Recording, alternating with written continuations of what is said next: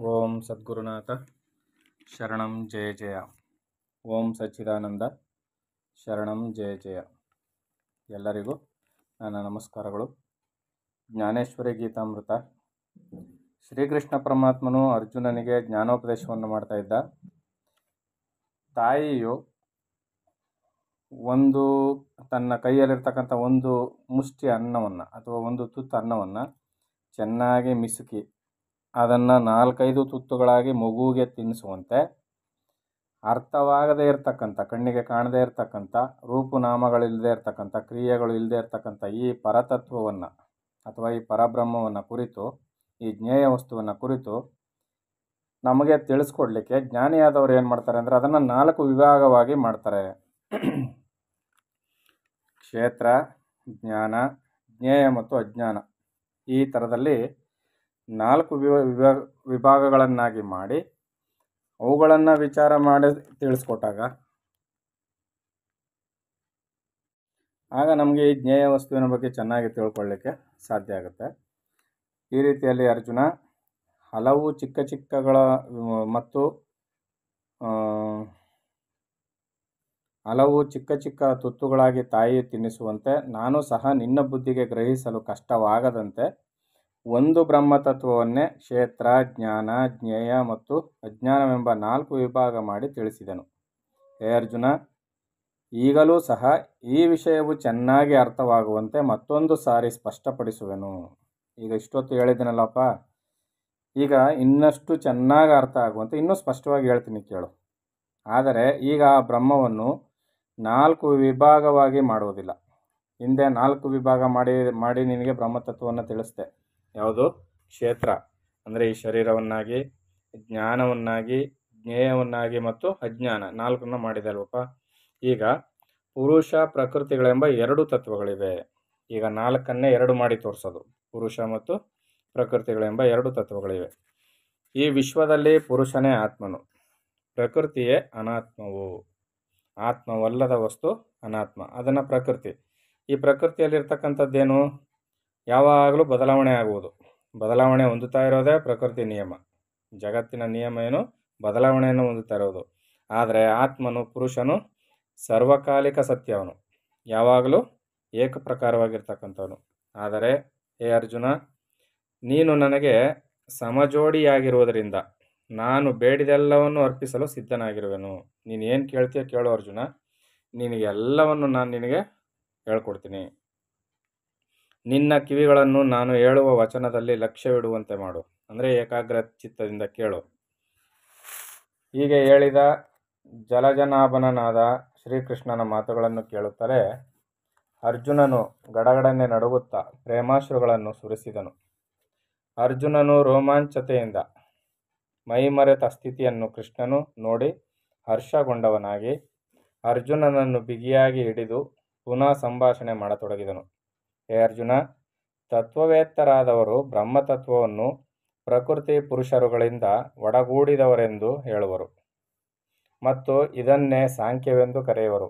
ಇದರ ಮಹತ್ವವನ್ನು ಲೋಕದಲ್ಲಿ ಪ್ರಸಿದ್ಧಗೊಳಿಸುವುದಕ್ಕಾಗಿ ನಾನೇ ಕಪಿಲನಾಗಿ ಅವತರಿಸಿದ್ದೆನು. ಈಗ ಇಂತಹ ಪ್ರಕೃತಿ ಪುರುಷರ ನಿರ್ದೋಷ ಪ್ರಸಂಗವನ್ನು ಹೇಳುವೆನು ಕೇಳು. ಈಗ ಪ್ರಕೃತಿ ಪುರುಷ ಅಂತ ಅಂದರೆ ಇಲ್ಲಿ ಹೆಣ್ಣು ಗಂಡುಗಳ ಸಂಬಂಧವನ್ನು ವಿವರಿಸಿ ಹೋಲಿಕೆ ಮಾಡಿ ಅದನ್ನು ಅವರು ದೋಷಪೂರಿತವಾಗಿ ಮಾಡುವುದು ಸಹಜವಾಗಿರ್ತದೆ. ಆದರೆ ಇಲ್ಲಿ ಪರಮಾತ್ಮ ಏನು ಹೇಳ್ತಾ ಇದ್ದಾನೆ? ಪ್ರಕೃತಿ ಮತ್ತು ಪುರುಷರ ನಿರ್ದೋಷ ಪ್ರಸಂಗವನ್ನು ಹೇಳ್ತೀನಿ ಕೇಳು. ಅಲ್ಲಿ ಯಾವುದೇ ದೋಷಗಳಿರುವುದಿಲ್ಲ. ಆ ನಿರ್ದೋಷ ಪ್ರಸಂಗವನ್ನು ನಿನಗೆ ಹೇಳ್ತೀನಿ. ಯಾಕಂದರೆ ಇದೇ ಸಾಂಖ್ಯವನ್ನು ಹೇಳಲಿಕ್ಕೆ ನಾನು ಹಿಂದೆ ಕಪಿಲ ಮುನಿಯಾಗಿ ಅವತಾರ ಮಾಡಿದ್ದೆ. ಈಗ ನಿನಗೆ ಹೇಳ್ತೀನಿ ಕೇಳು ಅಂತೇಳಿ ಮುಂದುವರಿಸ್ತಾನೆ. ಹಗಲು ರಾತ್ರಿಗಳೆರಡು ಅನಾದಿಯಾಗಿರುವಂತೆ, ಹೌದು ತಾನೆ? ಜೊತೆಯಲ್ಲಿ ಹಗಲು ಮತ್ತು ರಾತ್ರಿ ಒಂದರ ನಂತರ ಒಂದು ಬರ್ತಾನೆ ಇರ್ತದೆ. ಪ್ರಕೃತಿ ಪುರುಷರಿಬ್ಬರು ಅನಾದಿಯಾಗಿರುವರು. ನೆರಳು ರೂಪವಲ್ಲವಾದರೂ ಸತ್ಯ ರೂಪದ ಸಂಸರ್ಗದಿಂದ ಛಾಯೆಯಾಗಿ ತೋರುವಂತೆ. ನೆರಳು ಅದೊಂದು ರೂಪ ಅಲ್ಲ, ಹೌದು ತಾನೆ? ನೆರಳು ರೂಪ ಅಲ್ಲ, ಆದರೆ ಸತ್ಯರೂಪದ ಸಂಸರ್ಗದಿಂದ ಆ ರೂಪ ಇರ್ತಕ್ಕಂಥ ಅದರ ಮೇಲೆ ಬೆಳಕು ಬಿದ್ದಾಗ ಅದರ ಸಂಸರ್ಗದಿಂದ ಏನಾಗುತ್ತೆ? ನೆರಳು ಮೂಡುತ್ತದೆ. ಅದೇ ರೀತಿಯಲ್ಲಿ ಹೊಲದಲ್ಲಿ ಬಿತ್ತಿದ ಬೀಜವು ಮೊಳಕೆಯೊಡನೆ ತಾನೂ ಹೊರಬರುವಂತೆ. ಅರ್ಥ ಆಗ್ತದೆ ಅಲ್ವಾ? ಈಗ ಒಂದು ಕಾಳುಗಳ ಬೀಜವನ್ನು ಬಿತ್ತನೆ ಮಾಡಿದಾಗ ಮೊದಲು ಮೊಳಕೆ ಬರುತ್ತೆ. ಮೊಳಕೆ ಜೊತೆಯಲ್ಲಿ ಸ್ವಲ್ಪ ಮೊಳಕೆ ಮೇಲೆ ಬಂದಂಗೆ ಕಾಳು ಎರಡು ಭಾಗವಾಗಿ, ಅಂದರೆ ಎರಡು ಬೇಳೆ, ದ್ವಿದಳ ಧಾನ್ಯಗಳನ್ನ ಬಿತ್ತನೆ ಮಾಡಿದಾಗ ನೋಡಿದಿರಿ ನೀವು, ಎರಡು ಬೇಳೆಗಳಾಗಿ ಅದು ಕೂಡ ಮೊಳಕೆ ಜೊತೆಲಿ ಕಾಳು ಕೂಡ ಹೊರಗೆ ಬಂದಿರ್ತದೆ. ಬರುವಂತೆ ಪ್ರಕೃತಿ ಪುರುಷರಿಬ್ಬರೂ ಜೊತೆಗೂಡಿರುತ್ತಾರೆ. ಅಂದರೆ ಪರಮಾತ್ಮ ಮತ್ತು ಪ್ರಕೃತಿ ಇಬ್ಬರೂ ಕೂಡ ಜೊತೆಗೂಡಿಯೇ ಇರ್ತಾರೆ. ಇವರ ಸಂಬಂಧವು ಅನಾದಿಯಾಗಿದೆ, ಹಗಲು ರಾತ್ರಿಯಂತೆ. ಇದರಲ್ಲಿ ಕ್ಷೇತ್ರ ಶಬ್ದದಿಂದ ಹೇಳಲ್ಪಟ್ಟ ತತ್ವವೇ ಪ್ರಕೃತಿಯು. ಕ್ಷೇತ್ರ ಶಬ್ದದಿಂದ ಹೇಳಲ್ಪಟ್ಟದ್ದು ಯಾವುದು? ಅದು ಪ್ರಕೃತಿ, ಅಂದರೆ ಈ ದೇಹ. ಇದನ್ನು ಪ್ರಕೃತಿ ಅಂತ ಕರೀತಾರೆ. ಕ್ಷೇತ್ರಜ್ಞನೆಂಬುವನೇ ಪುರುಷನೆಂಬುದನ್ನು ನಿನಗೆ ಬಿಡಿಸಿ ಹೇಳಿದೆನು. ಈಗ ಪ್ರಕೃತಿ ಅಂತಕ್ಕಂಥದ್ದು ಈ ದೇಹ, ಮತ್ತು ಈ ಪರಮಾತ್ಮನೇ ಕ್ಷೇತ್ರಜ್ಞ. ಈಗ ಪ್ರಕೃತಿ ಮತ್ತು ಪುರುಷ, ಕ್ಷೇತ್ರ ಮತ್ತು ಕ್ಷೇತ್ರಜ್ಞ, ಇದನ್ನು ತಿಳಿದುಕೊಳ್ಳುವುದು ಜ್ಞಾನ. ಇದನ್ನು ತಿಳ್ಕೊಳ್ಳೋಕ್ಕಾಗದೇ ಇರೋದು ಅಜ್ಞಾನ. ಇಷ್ಟೇ ಅಂತ ಇಷ್ಟು ಹೊತ್ತು ಹೇಳ್ತಾ ಇದ್ರು. ಅದನ್ನು ನಾವು ಸುಲಭವಾಗಿ ಅರ್ಥ ಮಾಡ್ಕೋಬೇಕು. ಕ್ಷೇತ್ರಜ್ಞನೆಂಬುವನೇ ಪುರುಷನೆಂಬುದನ್ನು ನಿನಗೆ ಬಿಡಿಸಿ ಹೇಳಿದನು. ಹೆಸರುಗಳು ಬೇರೆ ಬೇರೆಯಾಗಿದ್ದರೂ ನಿರೂಪಿಸುವ ತತ್ವ ಒಂದೇ ಎಂಬುದನ್ನು ಮರೆಯಬಾರದು. ಅರ್ಥ ಆಗ್ತಿದೆಯಲ್ವಾ? ಎಲ್ಲ ಒಂದೇ, ಬೇರೆ ಬೇರೆ ಹೆಸರುಗಳಿಂದ ಕರೆಯಲ್ಪಡುತ್ತದೆ. ಹೇ ಅರ್ಜುನ, ಅವಿನಾಶಿನಿಯಾಗಿರುವ ತತ್ವವನ್ನೇ ಪುರುಷನೆಂದು, ಅದನ್ನು ಆಧಾರ ಮಾಡಿಕೊಂಡು ಪ್ರಕೃತಿಯ ಕ್ರಿಯೆಗಳೆಲ್ಲವನ್ನು ನಡೆಸುವುದೆಂದು ತಿಳಿಯಬೇಕು. ಅವಿನಾಶಿಯಾದದ್ದು ಪುರುಷ ತತ್ವ, ಅಂದರೆ ಪರಮಾತ್ಮ ತತ್ವ. ಅದನ್ನು ಆಧಾರವಾಗಿಟ್ಟುಕೊಂಡು ಕ್ರಿಯೆಯನ್ನು ಮಾಡ್ತಕ್ಕಂಥದ್ದು ಈ ಪ್ರಕೃತಿ. ಈ ಪ್ರಕೃತಿಯೇ ಜ್ಞಾನೇಂದ್ರಿಯಗಳನ್ನು, ಅಂತಃಕರಣಾದಿ ವಿಕಾರಗಳನ್ನು ಹುಟ್ಟಿಸುವುದು. ಯಾವುದು? ಪ್ರಕೃತಿ.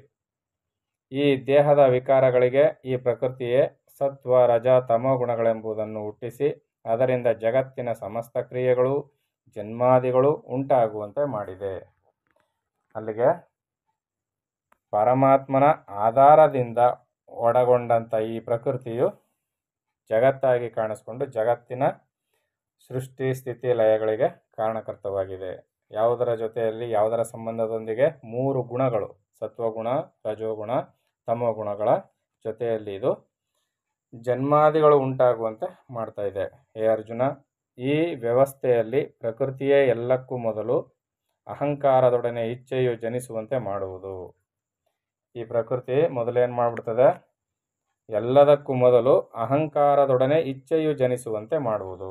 ಅಹಂಕಾರ ಮೊದಲು. ಅಹಂಕಾರ ಅಂದ್ರೇನು? ನಾನು ಒಬ್ಬನಿದ್ದೀನಿ ಅಂತ, ನಾನು ಅಂತ ಮೊದಲು ಗುರುತಿಸ್ಕೊಳುತ್ತೆ. ನಾನು ಅಂತ ಬಂದ ಮೇಲೆ ಅಹಂಕಾರದೊಡನೆ ನಾನು ಅಂದಮೇಲೆ ಈಗ ನನಗೊಂದು ಬಯಕೆ, ಇಚ್ಛೆ ಉಂಟಾಗುತ್ತೆ. ಇಚ್ಛೆಯು ಜನಿಸುವಂತೆ ಮಾಡುವುದು. ಪುನಃ ಇಚ್ಛೆಯಿಂದ ಏನಾಗುತ್ತೆ? ಬುದ್ಧಿಗೆ ಅನುಕೂಲವಾಗುವಂತೆ ಇಂದ್ರಿಯಗಳೆಲ್ಲವೂ ಕಾರ್ಯವನ್ನು ಮಾಡುತ್ತಾ ಫಲ ಸಿದ್ಧಿಸುವುದಕ್ಕಾಗಿ ಅನೇಕ ಉಪಾಯಗಳನ್ನು ಮಾಡುವವು. ದಾರದ ಎಳೆಗಳಿಂದ ವಸ್ತ್ರವಾಗುವಂತೆ ಈ ಪರಿವರ್ತನೆಯನ್ನೇ ಕಾರ್ಯ ಎನ್ನುವರು. ಅನಂತರ ಈ ಪ್ರಕೃತಿಯು ಇಚ್ಛೆಯ ಉದ್ರೇಕದಿಂದ ಮನಸ್ಸನ್ನು ನಡೆಸುವುದು. ಇದೇನು ಮಾಡ್ತದೆ? ಇಚ್ಛೆ ಯಾವಾಗ ಜಾಸ್ತಿ ಆಗುತ್ತದೋ ಆ ಇಚ್ಛೆ ಜಾಸ್ತಿ ಆದಂಗೆ ಅದರ ಉದ್ರೇಕತನದಿಂದ ಏನಾಗುತ್ತೆ? ಮನಸ್ಸನ್ನು ನಡೆಸ್ತದೆ. ಇನ್ನು ಮನಸ್ಸಾದರೂ ಇಂದ್ರಿಯಗಳನ್ನು ಕಾರ್ಯದಲ್ಲಿ ಮಗ್ನಗೊಳಿಸುವುದು. ಮನಸ್ಸೇನು ಮಾಡ್ತದೆ? ಇಂದ್ರಿಯಗಳನ್ನು ಕಾರ್ಯದಲ್ಲಿ, ಆ ಕ್ರಿಯೆ ನಡಿಬೇಕಲ್ಲ, ಆ ಕಾರ್ಯದಲ್ಲಿ ಮಗ್ನಗೊಳಿಸುವುದು. ಬೇಗ ಬೇಗ ಕೆಲಸ ಮಾಡಿ, ಬೇಗ ಬೇಗ ಕೆಲಸ ಮಾಡಿ ಅಂತ ಒಬ್ಬ ಸೂಪರ್ವೈಸರ್ ಒಬ್ಬ ನಿಂತ್ಕೊಂಡು ಕೆಲಸ ಮಾಡಿಸೋದಿಲ್ವ ಆಳುಗಳ ಕೈಲಿ? ಆ ರೀತಿಯಲ್ಲಿ ಮನಸ್ಸು ಇಂದ್ರಿಯಗಳು ಕಾರ್ಯ ಮಾಡುವುದಕ್ಕೆ ತಾನು ಸೂಪರ್ವೈಸ್ ಮಾಡ್ತದೆ, ಮೇಲೆ ಉಸ್ತುವಾರಿಯನ್ನು ನೋಡ್ಕೊಳ್ತದೆ. ಇದರಿಂದ ಕಾರ್ಯ, ಕಾರಣ, ಕರ್ತೃತ್ವವೆಂಬ ತ್ರಿಪುಟಿಗೆ ಪ್ರಕೃತಿಯೇ ಮೂಲ ಕಾರಣವೆಂದು ಸಿದ್ಧ ಶ್ರೇಷ್ಠನಾದ ಶ್ರೀಕೃಷ್ಣನು ನುಡಿದನು. ಅರ್ಥ ಆಯ್ತಲ್ವ? ಈಗ ಏನು ಈ ಇಂದ್ರಿಯಗಳು ಕೆಲಸ ಮಾಡೋದಕ್ಕೆ ಯಾವುದು ಕಾರಣ? ಮನಸ್ಸು ಕಾರಣ. ಮನಸ್ಸು ಕೆಲಸ ಮಾಡೋದಕ್ಕೆ ಯಾವುದು ಕಾರಣ? ಇಚ್ಛೆಯ ತೀವ್ರತೆ ಕಾರಣ. ಇಚ್ಛೆ ಬರೋದಕ್ಕೆ ಯಾರು ಕಾರಣ? ಅಹಂ ಕಾರಣ. ಅದರಿಂದ ಪ್ರಕೃತಿಯಿಂದ ಉದಿತವಾದ ಇವೆಲ್ಲವೂ ಈ ರೀತಿಯಲ್ಲಿ ಮಾಡ್ತವೆ. ಆಗ ಕಾರ್ಯ, ಕಾರಣ, ಕರ್ತೃತ್ವ ಎಂಬ ಈ ತ್ರಿಪುಟಿ ಉಂಟಾಗೋದಕ್ಕೆ ಪ್ರಕೃತಿಯೇ ಮೂಲ ಕಾರಣವೆಂದು ಶ್ರೀಕೃಷ್ಣ ಪರಮಾತ್ಮನು ಹೇಳ್ತಾ ಇದ್ದಾನೆ. ಇನ್ನು ಮುಂದೆ ಹೇಳ್ತಾನೆ, ಈ ಪ್ರಕಾರ ತ್ರಿಪುಟಿಯು ಕೂಡುವುದರಿಂದಲೇ ಪ್ರಕೃತಿಯು ಕರ್ಮರೂಪವನ್ನು ಧರಿಸುವುದು. ಯಾವುದ್ಯಾವುದು ತ್ರಿಪುಟಿಗಳು? ಕಾರ್ಯ, ಕಾರಣ, ಕರ್ತೃತ್ವ. ಇವು ಮೂರು ಸೇರಿದ್ರಿಂದ ಏನಾಯಿತು? ಕರ್ಮರೂಪವನ್ನು ಧರಿಸುವುದು. ಇವು ಮೂರು ಸೇರಿದ್ರೆ ಮಾತ್ರ ಕರ್ಮ ರೂಪನ್ನು ಧರಿಸಿಕೆ, ಪರಿಪೂರ್ಣವಾದ ಒಂದು ಕರ್ಮ ನಡೆಯೋದಕ್ಕೆ ಕಾರಣವಾಗಂಥದ್ದು. ಆದರೆ ಸತ್ವಾದಿ ತ್ರಿಗುಣಗಳಲ್ಲಿಯೂ ವೃದ್ಧಿ ಹೊಂದದ ಗುಣವೇ ಆ ಕಾರ್ಯದಲ್ಲಿ ಉಜ್ವಲಿಸುವುದು. ಸತ್ವಗುಣವು ವೃದ್ಧಿಗೊಂಡಾಗ ಆಗುವ ಕ್ರಿಯೆಗಳನ್ನು ಸತ್ಕರ್ಮ ಎನ್ನುವರು. ರಜೋಗುಣದ ವೃದ್ಧಿಯಿಂದಾಗುವ ಕರ್ಮಗಳನ್ನು ಮಧ್ಯಮವೆನ್ನುವರು. ತಮೋಗುಣ ವೃದ್ಧಿಯಾಗುವ ಕರ್ಮಗಳನ್ನು ಅಶಾಸ್ತ್ರೀಯ ಕರ್ಮಗಳೆನ್ನುವರು. ಇದು ಧರ್ಮಕ್ಕೆ ವಿರುದ್ಧವಾದುದರಿಂದ, ಯಾವುದು? ತಮೋಗುಣದಿಂದ ವೃದ್ಧಿಯಾಗುವ ಕರ್ಮ ಧರ್ಮಕ್ಕೆ ವಿರುದ್ಧವಾದುದರಿಂದ ನಿಷಿದ್ಧ ಕರ್ಮ ಅಂತ ಕರೆದರು. ಈ ರೀತಿ ಪ್ರಕೃತಿಯಿಂದಲೇ ಸತ್ಕ್ರಿಯೆ ದುಷ್ಕ್ರಿಯೆಗಳೆಲ್ಲವೂ ಜನಿಸಿ ಸುಖ ದುಃಖಾದಿ ಪರಿಣಾಮಗಳನ್ನು ಉಂಟು ಮಾಡುತ್ತವೆ. ಸತ್ಕರ್ಮಗಳಿಂದ ಸೌಖ್ಯವೂ ದುಷ್ಕರ್ಮಗಳಿಂದ ದುಃಖವೂ ಉಂಟಾಗುತ್ತದೆ. ಜೀವನು ಈ ಎರಡನ್ನೂ ಅನುಭವಿಸುವನು. ವ್ಯವಹಾರದಿಂದ ಜನಿಸಿದ ಸುಖ ದುಃಖಗಳನ್ನು ಸತ್ಯವೆಂದು ತಿಳಿದಿರುವವರೆವಿಗೂ ಪ್ರಕೃತಿಯು ಪುರುಷನಿಗೆ ಭೋಗವನ್ನು ಕೊಡುತ್ತಲೇ ಇರುವುದು. ಪ್ರಕೃತಿಯು ಪುರುಷನಿಗೆ ಭೋಗವನ್ನು ಕೊಡುತ್ತಲೇ ಇರ್ತದೆ. ಈ ಪುರುಷ ಮತ್ತು ಪ್ರಕೃತಿ ಎಂಬುವಳ ನಿರ್ಮಾಣ ಯೋಗವು ಅತಿ ವಿಚಿತ್ರವಾಗಿದೆ. ಇದರಲ್ಲಿ ಸ್ತ್ರೀಯು ಸಂಪಾದಿಸಿ ತಂದ ಪದಾರ್ಥಗಳನ್ನು ಪುರುಷನು ಕದಲದಂತೆ ಕುಳಿತುಕೊಂಡು ಭುಂಜಿಸುವನು. ಅರ್ಥ ಆಗ್ತದೆ ಅಲ್ವಾ? ಇಲ್ಲಿ ಪ್ರಕೃತಿ ಅಂದರೆ ಹೆಣ್ಣು, ಪುರುಷ ಅಂದರೆ ಗಂಡು. ಈಗ ಈ ಹೆಣ್ಣು ಅಥವಾ ಈ ಪ್ರಕೃತಿ ಅಥವಾ ಈ ಜಗದ್ ವ್ಯವಹಾರ ನಡೀತದಲ್ಲ, ಈ ವ್ಯವಹಾರದ ಕ್ರಿಯೆಗಳು, ಅದರ ಫಲಗಳೆಲ್ಲವನ್ನು ಯಾರು ಏನೂ ಕರ್ಮ ಮಾಡದೇ ಇರತಕ್ಕಂಥ ಪುರುಷನು ಅನುಭವಿಸ್ತಾನೆ ಅಂತ. ಈಗ ಲೋಕರೂಢಿ ಇರೋದೇನು? ಪುರುಷ ದುಡಿದು ತಂದಾಕಬೇಕು, ಸ್ತ್ರೀ ಮನೆಯಲ್ಲಿ ಅದನ್ನು ಅನುಭವಿಸ್ಬೇಕು ಅಂತ. ಆದರೆ ಈ ಜಗನ್ನಿಯಾಮಕದ ವಿಚಾರದಲ್ಲಿ ಪ್ರಕೃತಿ ದುಡಿತಾಳೆ, ಕೂತ್ಕೊಂಡಿರ್ತಕ್ಕಂಥ ಪುರುಷ ಅನುಭವಿಸ್ತಾನೆ ಅಂತ ಇಲ್ಲಿ ಹೇಳ್ತಾ ಇರೋದು. ಈ ಪುರುಷ ಮತ್ತು ಪ್ರಕೃತಿ ಎಂಬುಳ ನಿರ್ಮಾಣ ಯೋಗವು ಅತಿ ವಿಚಿತ್ರವಾಗಿದೆ. ಇದರಲ್ಲಿ ಸ್ತ್ರೀಯು ಸಂಪಾದಿಸಿ ತಂದ ಪದಾರ್ಥಗಳನ್ನು ಪುರುಷನು ಕದಲದಂತೆ ಕುಳಿತುಕೊಂಡು ಭುಂಜಿಸುವನು. ಇದರಲ್ಲಿರುವ ಮತ್ತೊಂದು ವಿಚಿತ್ರವೇನೆಂದರೆ ಪತ್ನಿಯು ಯಾವಾಗಿಯೂ ಪತಿಯೊಡನೆ ಸಂಸರ್ಗ ಮಾಡುವುದಿಲ್ಲ. ಅಂದರೆ ಪ್ರಕೃತಿಯು ಯಾವಾಗಲೂ ಪತಿಯೊಡನೆ ಸಂಸರ್ಗ ಮಾಡುವುದೇ ಇಲ್ಲ. ಆದರೂ ಈ ಜಗತ್ತೆಲ್ಲವೂ ಆಕೆಯ ಗರ್ಭದಿಂದ ಜನಿಸಿರುವುದು. ಇದು ಎಷ್ಟು ಆಶ್ಚರ್ಯಕರವಾದ ವಿಷಯ. ಅಂದರೆ ಒಂದು ಜನನ ಆಗಬೇಕು ಅಂದರೆ ಪ್ರಕೃತಿ ಪುರುಷರ ಸಮ್ಮಿಲನ ಆಗಬೇಕು. ಆದರೆ ಇಲ್ಲಿ ಜನನ ಆಗ್ತಾನೆ ಇರ್ತದೆ, ಪ್ರಕೃತಿಯಿಂದ ಜಗದುತ್ಪತ್ತಿ ಆಗ್ತಾನೆ ಇರ್ತದೆ, ಜಗದ್ ವ್ಯವಹಾರ ನಡೀತಾ ಇರ್ತವೆ, ಕಾರ್ಯಕ್ರಮಗಳೆಲ್ಲ ನಡೀತಾ ಇರ್ತವೆ. ಆದರೆ ಈ ಯಾವುದಕ್ಕೂ ಪುರುಷ ಸಂಯೋಗ ಅಥವಾ ಪರಮಾತ್ಮನ ಸಂಯೋಗ ಇರುವುದಿಲ್ಲ. ಆದರೆ ಆ ಪರಮಾತ್ಮನ ಆಧಾರದಿಂದಲೇ ಇವೆಲ್ಲ ನಡೀತಾ ಇರ್ತದೆ. ಈ ವಿಚಿತ್ರ ಸಂಗತಿಯನ್ನು ಅರ್ಥ ಮಾಡ್ಕೋಬೇಕಾದ್ರೆ ಸಂಪೂರ್ಣ ಅಂತಃಕರಣ ಶುದ್ಧಿ ಇದ್ದಾಗ ಮಾತ್ರ ಸಾಧ್ಯ ಆಗುತ್ತೆ. ಅದಕ್ಕೆ ಇದೆಲ್ಲವನ್ನು ಸರಿಯಾಗಿ ತಿಳಿಸ್ಕೊಡ್ಲಿಕ್ಕೆ, ಇದೆಲ್ಲ ಸರಿಯಾಗಿ ಅರ್ಥ ಆಗಲಿಕ್ಕೆ ಶ್ರೀ ಪರಮಹಂಸ ಸಚ್ಚಿದಾನಂದ ಯೋಗೀಶ್ವರರು ಅದನ್ನೇ ಇಲ್ಲಿ ಹೇಳ್ತಾ ಇರೋದು. ಮನಸ್ಸು ಮನಸ್ಸು ಮನಸ್ಸು ಆ ಅಹಂ ತತ್ವ ಉಂಟಾಯ್ತಲ್ಲ, ಅಹಂ ತತ್ವ ಉಂಟಾದ ಒಡನೆ ಅಹಂ ಜೊತೆಯಲ್ಲಿ ಏನು ಹುಟ್ಟುತ್ತದೆ? ಇಚ್ಛೆ ಹುಟ್ಟುತ್ತದಲ್ಲ, ಆ ಇಚ್ಛೆಯನ್ನೇ ಹುಟ್ಟುವಾಗಲೇ ಇಚ್ಛೆಯನ್ನು ತಡೆದು ಬಿಡಬೇಕು ಅಂತ. ಅದಕ್ಕೋಸ್ಕರನೇ ಉಸಿರಾಟದ ಜೊತೆಯಲ್ಲಿ ಆ ಇಚ್ಛೆಗಳು ಬಯಕೆಗಳು ಹುಟ್ಟುತ್ತಾ ಇರ್ತದೆ.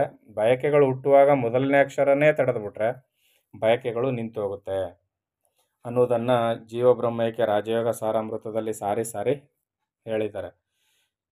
ಈ ಕುಂಭಕ ಪ್ರಾಣಾಯಾಮವನ್ನಾಗ್ಬೋದು, ದೈಹಿಕ ವ್ಯಾಯಾಮಗಳನ್ನಾಗ್ಬೋದು ಬೇಕಾದಷ್ಟು ಮಾಡ್ಬೋದು, ಅಥವಾ ಯಜ್ಞ ಯಾಗಾದಿಗಳನ್ನ ಇವುಗಳನ್ನೆಲ್ಲ ಬೇಕಾದಷ್ಟು ಮಾಡ್ಬೋದು. ಆದರೆ ಮನಸ್ಸು ಯಾವ ಇಚ್ಛೆಯನ್ನು ಆ ಮನಸ್ಸಿನಿಂದ ಹೊರಹೊಮ್ಮದಂತೆ ಮಾಡುವ ಸಾಧನೆ ಇದೆಯಲ್ಲ, ಅದು ಬಹಳ ಬಹಳ ಕಷ್ಟ ಸಾಧ್ಯವಾದ ಕೆಲಸ. ಅದರಿಂದ ಈ ಸಾಧನೆಯನ್ನು ಸರಳವಾಗಿ ಮಾಡಲಿಕ್ಕೆ ತಕ್ಕನಾದ ಒಂದು ಸರಿಯಾದ ಮಾರ್ಗದರ್ಶನವನ್ನು ಹಾಕೊಟ್ಟಿರ್ತಕ್ಕಂಥವ್ರು ನಮ್ಮ ಈ ಗುರು ಪರಂಪರೆಯಲ್ಲಿದ್ದಾರೆ. ಅದರಲ್ಲಿ ಶ್ರೀ ಪರಮಹಂಸ ಸಚ್ಚಿದಾನಂದ ಯೋಗೀಶ್ವರರು ತಮ್ಮ ಜೀವಬ್ರಹ್ಮೈಕ್ಯ ರಾಜಯೋಗ ಸಾರಾಮೃತದಲ್ಲಿ ಬಹಳ ಸರಳವಾಗಿ, ಬಹಳ ಎಫೆಕ್ಟಿವ್ ಆಗಿ ಅದನ್ನು ಚೆನ್ನಾಗಿ ತಿಳಿಸ್ಕೊಟ್ಟಿದ್ದಾರೆ. ಅದರಿಂದ ಸಾಧ್ಯ ಆದವರು ಆ ಸಾಧನೆಯನ್ನು ಅನುಸರಿಸಿ ಸಾಧನೆಯನ್ನು ಮಾಡಿ ಅಂತ ಹೇಳ್ತಾ, ಇನ್ನು ಮುಂದಿನ ವಿಚಾರವನ್ನು ಮುಂದಿನ ಆಡಿಯೋದಲ್ಲಿ ನೋಡೋಣ. ಎಲ್ಲರಿಗೂ ಒಳ್ಳೆಯದಾಗಲಿ. ಓಂ ಸದ್ಗುರುನಾಥ ಶರಣಂ ಜಯ ಜಯ. ಓಂ ಸಚ್ಚಿದಾನಂದ ಶರಣಂ ಜಯ ಜಯ. ಹರಿ ಓಂ ತತ್ಸತ್. ಹರಿ ಓಂ ತತ್ಸತ್. ಹರಿ ಓಂ ತತ್ಸತ್.